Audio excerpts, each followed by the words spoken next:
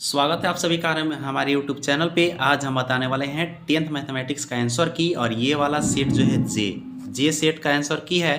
तो आप लोग इसको मिला लीजिए, आपका कितना सही है। इसमें बिल्कुल ही राइट प्रश्न बताया गया है। सभी प्रश्नों को हल करके थोड़ा सा देर हुआ, लेकिन सभी प्रश्न का सही सही जवाब दिया जाएगा। 1 नंबर प्रश्न लिखा है कि निम्नलिखित में कौन सा केंद्रीय प्रवृत्ति की माप नहीं है, तो राइट आंसर होगा ऑप्शन डी, मानक विचलन होता है। अगला प्रश्न है 2 नंबर लिखा है कि प्रेक्षण इतना का बहुलक क्या होगा, तो राइट आंसर सी होगा, 15 होगा। अगला प्रश्न 3 नंबर लिखा है प्रथम 5 प्रकृत संख्याओं का माध्य क्या होगा, तो 3 होगा, राइट आंसर होगा ऑप्शन बी। प्रश्न को हम पढ़ नहीं रहे हैं, ठीक है, आप लोग अच्छी तरह से पॉज करके देख सकते हैं। अगला प्रश्न है 4 नंबर लिखा है प्रेक्षण इतना का माध्यक क्या होगा, यानी इसका माध्यक बताना है, तो माध्यक इतना का माध्यक क्या होगा, तो प्रेक्षण जो दिया गया इसका माध्यक 12 होगा, राइट आंसर होगा ऑप्शन डी। 5 नंबर प्रश्न लिखा है कि माध्यक का 3 गुना और माध्यक का 2 गुना का अंतर बराबर होता है, तो ये एक सूत्र है। तो माध्यक का 3 गुना और माध्यक का 3 गुना और माध्यक का 2 गुना का सूत्र क्या होता है, बहुलक होता है, यानी कि राइट आंसर होगा ऑप्शन सी। यानी कि सूत्र कौन सा पढ़े थे कि 3 माध्यक माइनस 2 माध्यक, यही सूत्र पढ़े थे। बराबर क्या होता है, बहुलक होता है, यानी बहुलक के ये बराबर होता है, तो राइट आंसर हो जाएगा ऑप्शन सी। अगला प्रश्न है 6 नंबर प्रश्न लिखे कि ये भुजा वाली समबाहु त्रिभुज का क्षेत्रफल क्या होगा, तो क्षेत्रफल का सूत्र होता है √3/4 भुजा स्क्वायर, यानी ए स्क्वायर होगा।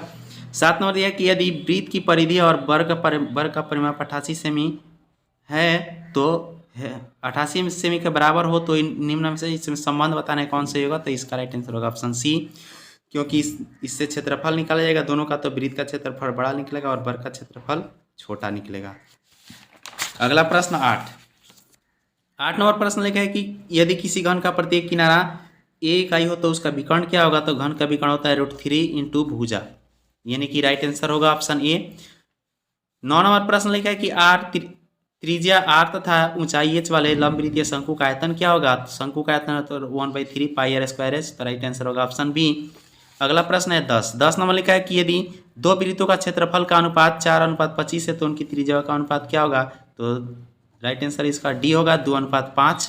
अगला प्रश्न 11 नंबर प्रश्न लिखा है कि sin 30 डिग्री बट्टा cos 30 degree into cot 30 degree का मान क्या होगा, तो इसको चेंज कर दीजिएगा, sin बट्टा cos cot 10 होता है, तो 10 इंटू cot का मान होता है 1, राइट आंसर होगा ऑप्शन डी। अगला प्रश्न 12 नंबर लिखा है कि 1 - 10² 45 बट्टा 1 + 10² 45, तो इसका मान होगा बी, यानी sin 0 डिग्री, यानी उसका मान निकलेगा कितना, 1 निकलेगा, तो sin 0 डिग्री का मान होगा 1 होगा, ठीक है। अगला प्रश्न है 13 नंबर लिखा है कि बिंदु 7,10 किस पाद में है, यानी दोनों प्लस प्लस में है, तो प्लस प्लस प्रथम पाद में होता है, राइट आंसर ये होगा। अगला प्रश्न नंबर 14 नंबर प्रश्न लिखा है कि 10:45 और 10:45 अनुपात 10:60, यानी 45 और 60 का अनुपात क्या होगा, तो इसका अनुपात निकलेगा 10:45 का मान 1 और 60 का मान √3, तो राइट आंसर होगा ऑप्शन सी। अगला प्रश्न देखते हैं 15 नंबर लिखा है कि एक अक्ष पर स्थित किसी बिंदु के निर्देशांक का रूप होगा, तो एक अक्ष पे कोई भी स्थित बिंदु रहेगा तो उसमें y का मान 0 होगा, तो राइट आंसर होगा ऑप्शन ए। अगला प्रश्न है 16 नंबर लिखा है कि एक छड़ की लंबाई और उसकी छाया का अनुपात 1:3 है, तो सूर्य का उन्नयन कोण क्या होगा, तो 10 वाला सूत्र लगा दीजिएगा, तो 1/√3, 10 में किसका मान होता है 30 डिग्री का, राइट आंसर होगा ऑप्शन ए। अगला प्रश्न है 17 नंबर लिखा है कि मूल बिंदु से बिंदु r -x, y की दूरी क्या होगा, तो माइनस में हो चाहे प्लस में हो, सूत्र याद रखना है कि x² + y², राइट आंसर होगा ऑप्शन ए, रूट में होता है। अगला प्रश्न है 18 नंबर लिखा है कि बिंदु P 5,7 और 8,11 के बीच की दूरी होगी, तो इसकी दूरी 5 इकाई होगी, राइट आंसर होगा ऑप्शन बी। 19 नंबर प्रश्न लिखा है कि रेखा y = 4 का लेख निम्न में से किस बिंदु से होकर गुजरेगा, यानी y का मान निम्न में से 4 कौन सा है, तो ये वाला 4 इसमें है, तो राइट आंसर ऑप्शन बी होगा। अगला प्रश्न को देखते हैं, प्रश्न नंबर 20 नंबर प्रश्न लिखिए मूल बिंदु के निर्देशांक, तो मूल बिंदु के निर्देशांक 0 0 होता है। 21 नंबर प्रश्न है कि निम्न में से कौन सी सबसे छोटी प्राकृतिक संख्या है, तो राइट आंसर होगा ऑप्शन सी, 1 होगा सबसे छोटी प्राकृतिक संख्या, क्योंकि गिनती की संख्या 1 से स्टार्ट होता है। अगला प्रश्न 24 नंबर लिखे निम्नलिखित में कौन सी परिमेय संख्या है, यानी परिमेय संख्या बता देना है, तो इसका राइट आंसर होगा ऑप्शन बी, 25 का वर्गमूल निकलेगा, बाकी इसमें किसी का वर्गमूल नहीं निकलेगा। 23 नंबर प्रश्न लिखा है कि निम्नलिखित में कौन सी अपरिमेय संख्या है, यानी अपरिमेय संख्या इसमें बताना है, अपरिमेय संख्या है, ठीक है। अपरिमेय संख्या कौन सा है जिसका वर्गमूल नहीं निकले, तो इसका निकल जाएगा। ये तो परिमेय है, ये भी परिमेय है, बच जाता है ये 9 का निकलेगा, लेकिन 27 का नहीं निकलेगा। राइट आंसर हो जाएगा ऑप्शन सी। 24 नंबर प्रश्न लिखे पी और की, यदि पी और क्यू दो अभाज्य संख्या हो तो उनका महत्तम समापवर्तक, तो अभाज्य संख्या का महत्तम समापवर्तक 1 होता है। राइट आंसर ये होगा। 25 नंबर प्रश्न लिखा है कि 0.13 बराबर क्या होगा, यानी पी बाई क्यू का रूप क्या होगा, तो 13/99 होगा। अगला प्रश्न है 26 नंबर लिखा है कि 18 तथा 72 का महत्तम समापवर्तक क्या होगा, तो 18 के पारा में 72 आता है तो 18 हो जाएगा। Right answer. अगला प्रश्न है √12 का परिमेयकरण गुणांक क्या होगा, तो इसका गुणांक होगा 2√3। राइट आंसर डी होगा। 28 नंबर प्रश्न लिखा है कि यदि p एक धनात्मक पूर्णांक है तो धनात्मक समपूर्णांक का रूप क्या होगा, तो समपूर्णांक का रूप होता है 2p के रूप में होगा। राइट आंसर होगा ऑप्शन ए। विषम पूर्णांक रहेगा तो ये वाला आंसर होगा, ठीक है, लेकिन समपूर्णांक पूछा है तो ए राइट आंसर होगा। अगला प्रश्न 29 नंबर लिखा है निम्नलिखित में किसका दशमलव प्रसार शांत है, तो इसमें दशमलव प्रसार शांत इसका होगा। अगला प्रश्न देखते हैं 30 नंबर लिखा है कि निम्नलिखित में किसका दशमलव प्रसार अशांत है, तो इसका राइट आंसर होगा ऑप्शन सी। अगला प्रश्न है 31 नंबर लिखा है यदि थीटा तथा फाई पूरक कोण हो तो इसमें से कौन बराबर होगा, तो ये वाला दोनों का मान क्या होता है, सेम होता है। राइट आंसर होगा ऑप्शन बी।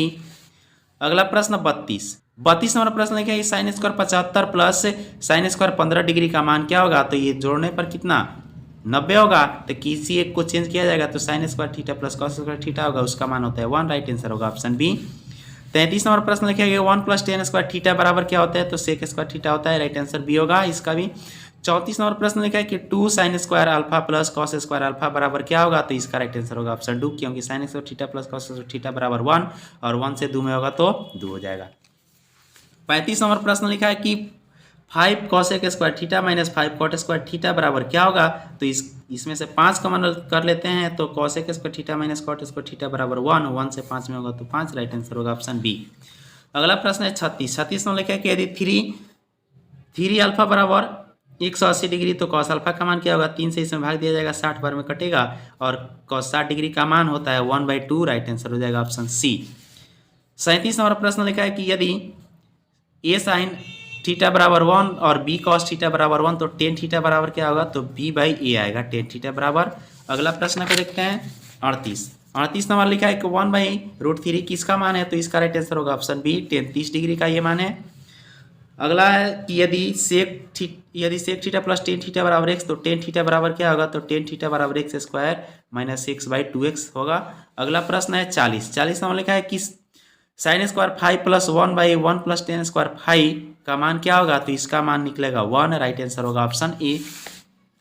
41 नंबर प्रश्न लिखा है के किस मान के लिए समीकरण x + 2y = 3 तथा 3x + ky = 9 समपाती रेखाओं को प्रदर्शित करते हैं, तो इसका राइट आंसर होगा ऑप्शन डी 6 होगा। अगला प्रश्न 42 नंबर लिखा है कि यदि a1/a2 = b1/b2 = c1/c2 तो समीकरण इतना तथा इतना का हल होगा। तो जब तीनों बराबर होता है तो इसका हल अनगिनत होता है। राइट आंसर होगा ऑप्शन सी। अगला प्रश्न देखते हैं 43 नंबर प्रश्न लिखा है कि निम्नलिखित में कौन सा द्विघात समीकरण है, तो सी राइट आंसर होगा, सी जो है द्विघात समीकरण है। अगला प्रश्न देखते हैं 44 नंबर प्रश्न लिखा है कि निम्नलिखित में कौन सा द्विघात समीकरण नहीं है, तो इसका राइट आंसर होगा ऑप्शन डी। अगला प्रश्न देखते हैं 45 नंबर लिखा है यदि समीकरण 2x² - px + p = 0 का मूल समान हो तो p का मान होगा, तो p का मान क्या होगा, 0 और 8 दोनों होगा। Right answer C. अगला प्रश्न है 46 नंबर लिखा है कि यदि समीकरण x² - kx + 4 = 0 का कोई मूल वास्तविक नहीं हो तो k का मान क्या होगा, तो k का मान क्या होगा माइनस, यानी कि इसका सी राइट आंसर होगा -4 > k > 4 होगा, ठीक है। अगला प्रश्न 47 नंबर लिखा है कि यदि अल्फा तथा बीटा द्विघात समीकरण इतना के मूल हो तो अल्फा प्लस बीटा माइनस √3 का मान क्या होगा, तो यहाँ पे अल्फा प्लस बीटा का मान निकलेगा तो उसका मान निकलेगा 3√3 और माइनस में √3 कर देना है तो घटा दीजिएगा तो केवल 2√3 बच जाएगा। राइट आंसर होगा ऑप्शन सी। अगला प्रश्न है 48 नंबर लिखा है समांतर श्रेणी इतना का 14वां पद, तो 14वां पद 55 होगा। अगला प्रश्न 49 नंबर लिखा है कि निम्नलिखित में कौन सा समांतर श्रेणी में है, तो ए राइट आंसर होगा। 50 नंबर लिखा है समांतर श्रेणी का समांतर श्रेणी इतना का एनवा पद क्या होगा, तो एनवा पद इसका होगा 21 माइनस 5n। अगला प्रश्न नंबर 51 में लिखा है कि y अक्ष पर सभी बिंदुओं का भुज होता है। y अक्ष पर सभी बिंदुओं का भुज क्या होता है, 0 होता है, यानी y अक्ष पे x का मान 0 होगा।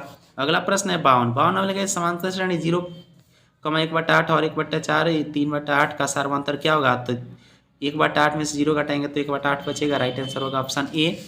53 में लिखा है कि यदि समांतर श्रेणी का सामान्य पद 5n-7 है तो इसका प्रथम पद क्या होगा, तो n की जगह पर 1 रख दीजिए, बस आंसर निकल जाएगा।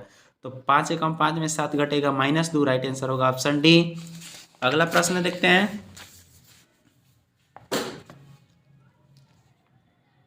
अगला प्रश्न है 54 में लिखा है कि बिंदु A 0,-8 और B -12,0 को मिलाने वाले रेखाखंड के मध्य बिंदु का नियामक क्या होगा, तो मध्य बिंदु का नियामक निकालने के लिए x1 + x2 जोड़ दीजिए, तो 0 में -12 जोड़िएगा तो -12 और 2 से भाग दे दीजिए तो 6 होगा। -6 वाला ऑप्शन कौन सा है, ये वाला, राइट आंसर होगा ऑप्शन बी।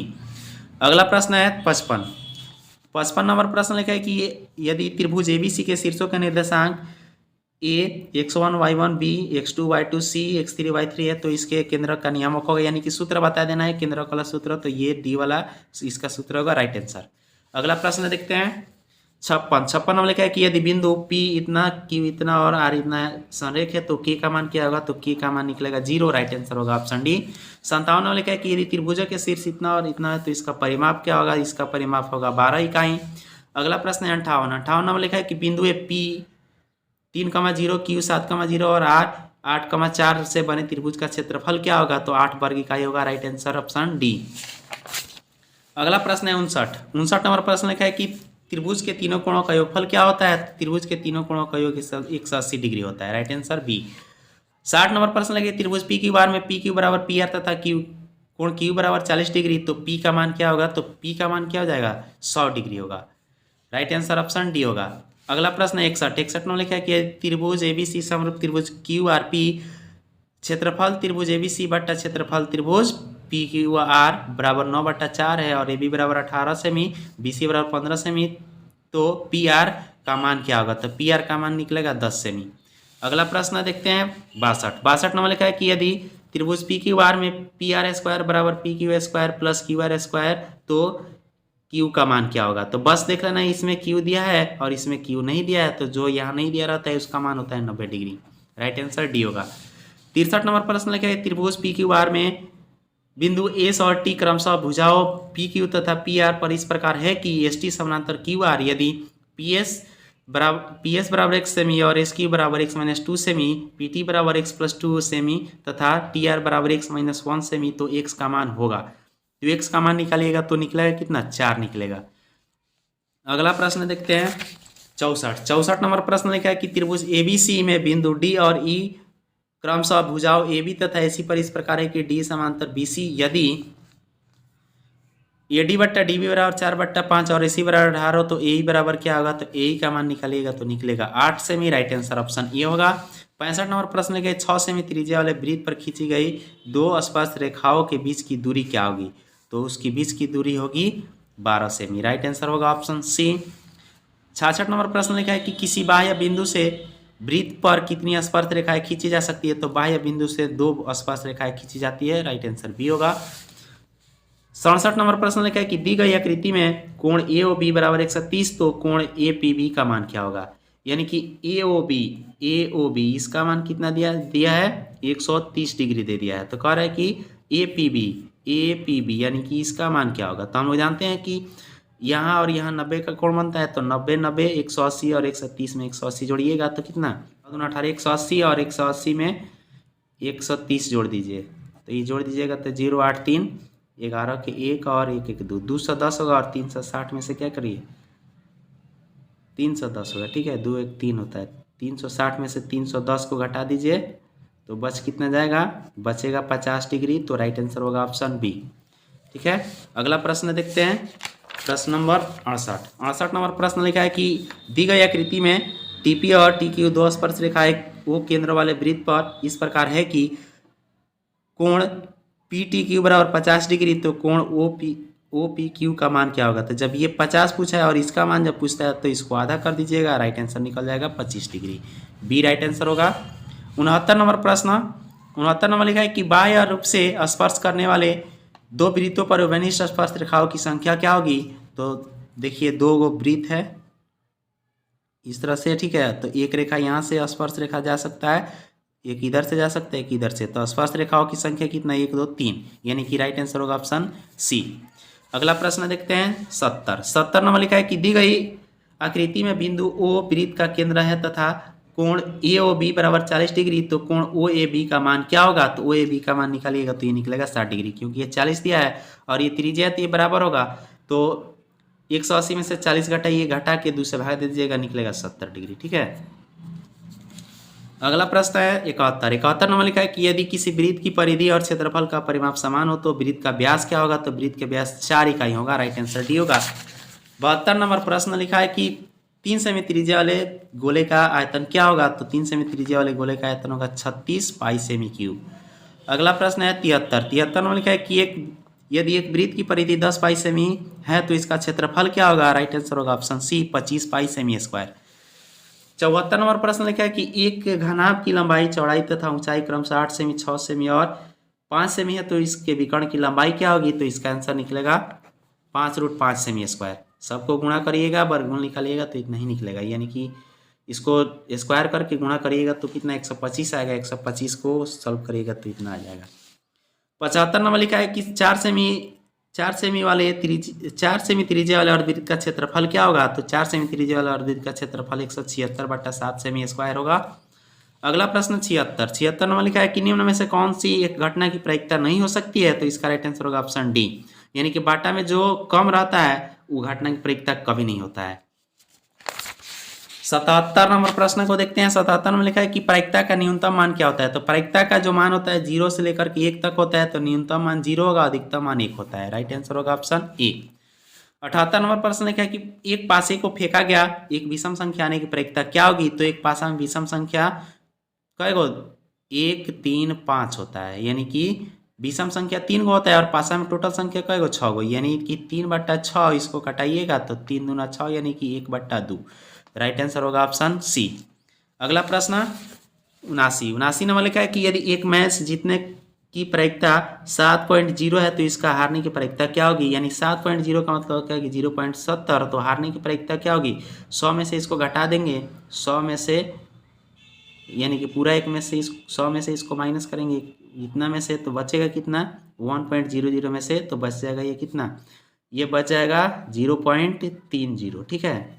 और इसका जब बाटा हटा देंगे तो 1 बाई कितना 100, यानी 30/100 होगा, तो 0 से 0 कटा, बचा कितना 3/10, तो 3/10 वाला ऑप्शन सी राइट आंसर होगा। 80 नंबर प्रश्न लिखा है कि अच्छी प्रकार से फेंटी गई ताश की गड्डी में एक पता या दृश्य निकाला जाता है तो इसके काला रंग का बादशाह होने की प्रायिकता। तो काला रंग कई गो, काला रंग की बादशाह 2 ही गो होता है, क्योंकि ताश के गड्डी में मात्र 2 गो रंग होता है, एक काला और एक लाल होता है। तो काला रंग का बादशाह 2 गो, तो 2 बट्टा कितना टोटल पत्ता 52 गो, तो 26 दूना 52 होता है, यानी कि 1 बाई कितना 26, 1/26 वाला राइट आंसर सी होगा। 81 नंबर प्रश्न है 64 के अभाज्य गुणनखंड में 2 का घातांक 6 होता है। अगला प्रश्न 82 नंबर प्रश्न लिखा है कि महत्तम समापवर्तक पी क्यू इंटू लघुत्तम समापवर्तक के पी क्यू बराबर होगा, यानी कि महत्तम समापवर्तक इंटू लघुत्तम समापवर्तक क्या होता है, दोनों संख्याओं का गुणनफल, तो 2 संख्या पी क्यू दिया है तो पी इंटू क्यू होगा, राइट आंसर ए। 83 नंबर प्रश्न लिखा है किसी बहुपद की घात होती है। तो किसी बहुपद की घात क्या होता है, पूर्ण संख्या होता है, अगर भिन्न होगा चाहे ऋणात्मक ऋण पूर्णांक होगा तो बहुपद नहीं होगा, ठीक है, राइट आंसर होगा ऑप्शन सी। अब देखते हैं अगला प्रश्न 84 नंबर लिखा है कि बहुपद ax² + bx + c a ≠ = 0 का आलेख क्या होता है। तो परवलय होता है, राइट आंसर होगा ऑप्शन बी। 85 नंबर लिखा है कि शून्यक 2,8 वाले बहुपदों की संख्या क्या होगी। तो 2,8 वाले बहुपदों की संख्या क्या होगी, 1 होगी, यानी एक शून्यक का 2,8 है तो उसके बहुपद की संख्या 1 होगा। 86 नंबर प्रश्न है कि निम्न किसी द्विघात बहुपद के शून्यक यदि 2 एवं 6 है तो द्विघात बहुपद होगा। तो इसका राइट आंसर होगा ऑप्शन डी, x² - 8x + 12, इसका निकालिएगा तो क्या होगा 2 और 6 आएगा शून्यक। अगला प्रश्न देखते हैं।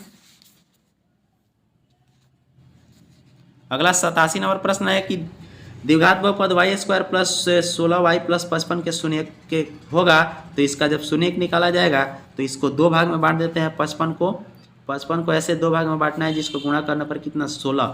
तो अगर 11 और 5, 11 में 5 जोड़ेंगे तो 16 हो जाएगा और 11 पचे 55, दोनों प्लस में है तो x का मान माइनस में निकलता है। -11 और -5 दोनों माइनस में निकलेगा, यानी कि दोनों क्या होगा, ऋणात्मक होगा। राइट आंसर होगा ऑप्शन ए। ठीक है, नेक्स्ट प्रश्न देखते हैं 88 नंबर लिखा है कि यदि बहुपद 2x² प्लस 5x माइनस के शून्य के दूसरे के व्युत्क्रम हो तो k का मान होगा। तो k का मान कितना होगा, -2 निकलेगा।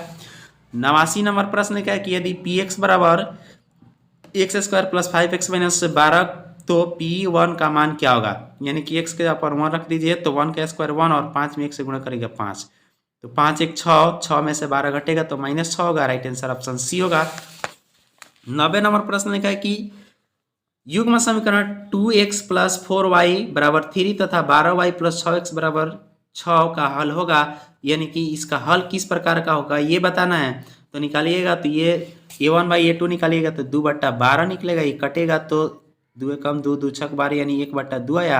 b1/b2 निकाल लीजिए तो 4/6 होगा, इसको कटेगा तो 2 दूना 4 2 तिया 6, यानी कि ये आया 2/3, यानी कि ये इसके बराबर नहीं है। तो जब बराबर नहीं होता है तो उसका केवल एक हल होता है। राइट आंसर होगा ऑप्शन बी। नेक्स्ट प्रश्न देखते हैं 91 नंबर लिखा है कि यदि समांतर श्रेणी का सामान्य पद 13 - 2n है तो इसका सार्वंतर क्या होगा। तो इसका पहले दूसरा पद उसके बाद पहला पद निकाल के घटा दीजिए। एन के जगह और पहले 2 रखिएगा तो 2 कम 2 और 2 दूना 4, यानी 2 रखिएगा तो 2 दूना 4 होगा, 13 में से 4 घटेगा 9 और माइनस 1 रख दीजिए। अब यहाँ पे 2 कम 2 तो 13 में से 2 घटेगा तो 11 होगा, 9 में से 11 घटेगा तो बचेगा -2, तो राइट आंसर होगा ऑप्शन डी। 92 नंबर प्रश्न लिखा है समांतर श्रेणी इतना का कौन सा पद 0 है, तो इसका 22वां पद 0 निकलेगा। अगला प्रश्न 93 नंबर लिखा है समकोण त्रिभुज एबीसी में कोण बी 90 डिग्री, AB 12 सेमी, BC 5 सेमी तथा AC 13 सेमी है, तो साइन C का मान क्या होगा।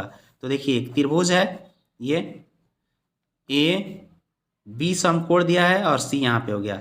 लिखा है कि AB 12, BC 5 और AC 13 और कह रहा है कि साइन C यानी C का पूछा है, तो यहाँ से थीटा का मान देखेंगे तो लंब बट्टा कर्ण होता है, तो लंब 12 और कर्ण 13, तो 12/13 वाला ऑप्शन C है, C राइट आंसर होगा। अगला प्रश्न 94 नंबर लिखा है कि यदि cos थीटा बराबर P तो tan थीटा का मान होगा। tan थीटा का मान निकालिएगा तो √1 - p² निकलेगा। अगला प्रश्न देखते हैं 95 नंबर लिखा है कि 1/sin थीटा बराबर होता है cosec थीटा, राइट आंसर बी होगा। 96 नंबर प्रश्न लिखा है sec b × cos b, तो sec और cos जब एक साथ रहता है तो उसका मान 1 होता है। 97 नंबर प्रश्न है कि यदि cot थीटा बराबर 1/√3 तो sec थीटा का मान क्या होगा। तो cot थीटा में 1/√3 60 डिग्री का मान होता है, तो sec 60 डिग्री का मान बता देते हैं। sec 60 डिग्री का मान होता है 2 होता है, राइट आंसर होगा ऑप्शन सी।